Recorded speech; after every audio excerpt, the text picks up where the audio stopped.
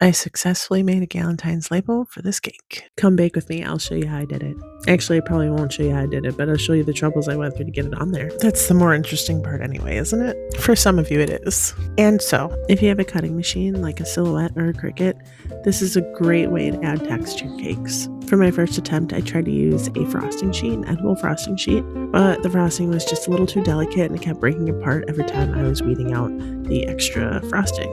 I got frustrated and I switched it up to wafer paper. Wafer paper is a little more stiff, so when I was weeding it, it was so much easier to work with. After I got all the pieces out, I used my pink luster dust to add some color to it and added a little sparkle too. It looked really nice. Here's a close-up of the color and the sparkle.